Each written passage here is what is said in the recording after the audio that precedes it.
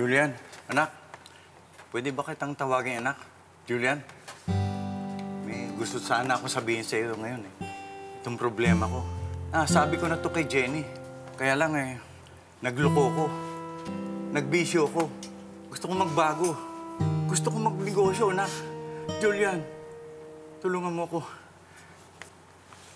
Anong negosyo ba naiisip niyo? Naisip ko, magparenta ng VHS. Malakas yun. Siguro talagang matagal kayo nakakulong, ano? Kasi tay, wala na akong nagpaparenta ng VHS ngayon, eh. Ganun ba? Alam mo, dati, nagbabagsak ako ng gulay doon sa palengke. Diyan natuto si Jenny sa akin. Gusto kong magtindi ng gulay na. Kahit karito man lang. Yan lang, wala akong puhunan.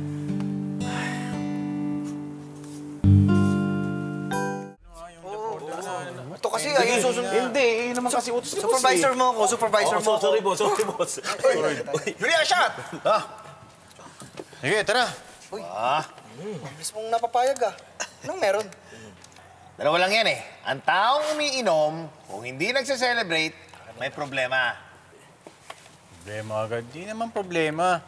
Pwede bang may iniisip lang? Pwede. Mare. Asan tagay mo? Nasanay kami. Kasi iniisip ko lang, mga tol.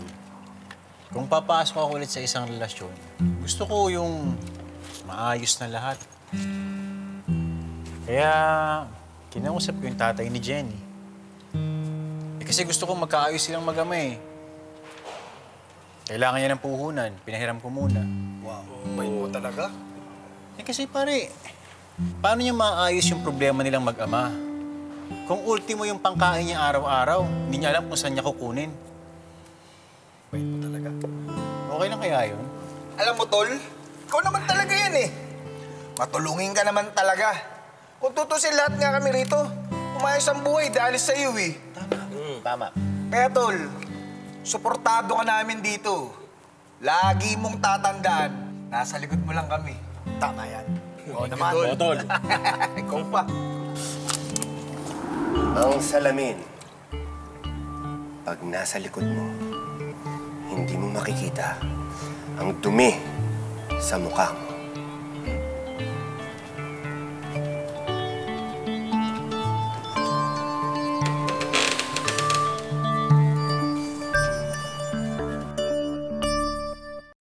May punto si TG. Dahil nasa likod ko lagi ang mga kaibigan ko, hindi nila masabi kung tama o mali ang ginagawa ko. Kung gusto mong itama ang pagkakamali, kailangan mo itong harapin.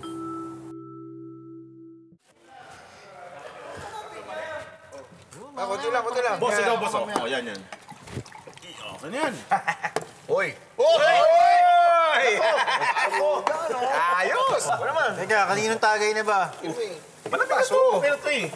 Julian, pwede ba kita makausap?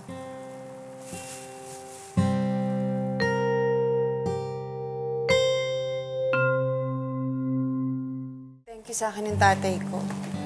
Pinautang mo daw siya? Jenny, gusto ko lang kasing magkaayos kayo ng tatay mo, eh. Julian, bakit ba pinapakailaman mo yung relasyon namin na mag-ama? Anong pinapalabas mo? Na wala akong kwentang anak? Na ayaw kong tulungan yung tatay ko? Ganun ba yon? Hindi, hindi naman sa ganun. Julian, hindi mo alam kung ilang beses kong sinubukan na tulungan yung tatay ko. Hindi mo siya kilala. Jenny, wala akong masamang intensyon, ha. Siguro, alam ko lang kasi yung pakiramdam ng hiwalay sa magulang. Siguro alam ko lang kasi yung nararamdaman mo. Siguro alam ko yung kung paano malagay sa ganyang sitwasyon. Kasi minsan, nandyan din ako. Minsan, naramdaman ko rin yan. Minsan, nagkaparehasin tayo ng sitwasyon.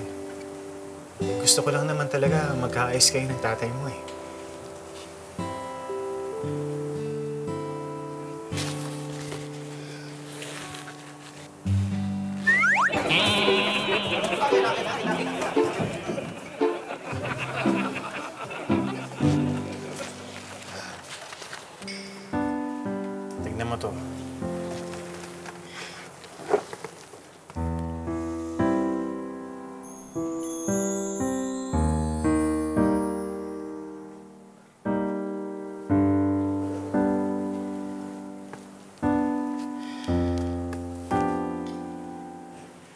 pasensya ka na kung parang nakialam ako Ayoko lang kasi na sukuan mo yung mga taong gustong magbago.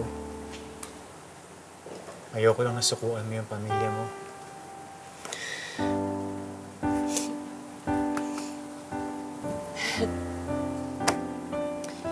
Isang taong matulungin at isang tao na ayaw na pinapakialamanan siya.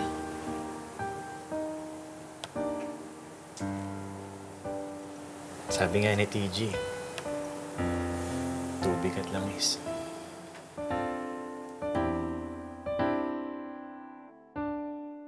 Ang tubig at langis, hindi pwedeng pagsamahin.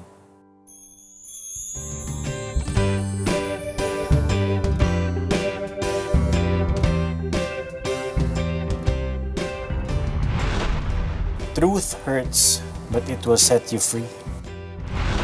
Madalas, dahil mahal natin ang isang tao, ayaw natin siyang masaktan, kaya hindi natin siya kinokorek. Pero ang totoo, dinidali lang natin yung sakit. Kailangan maitama ang mali habang maaga. Parang salamin. Kailangan mong harapin para makita ang dumi mo sa mukha.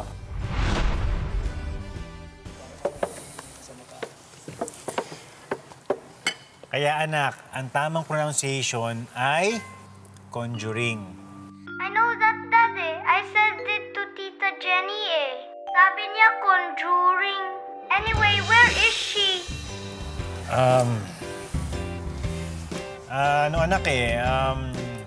Busy ang Tita Jenny mo. Meron siyang bagong work. Kaya siguro anak, hindi mo muna siya makikita. Ah, okay. O, halika na. Ready ka na ba? Nood na tayo. And, okay, anak. Para sigurado tayong magugustuhan mo yung papanoorin natin, ikaw na pumili, ha?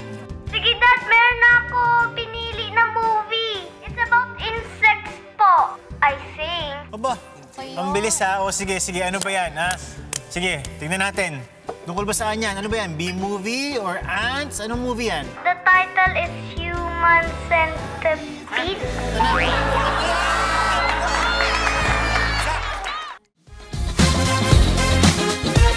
Matawa mo saya.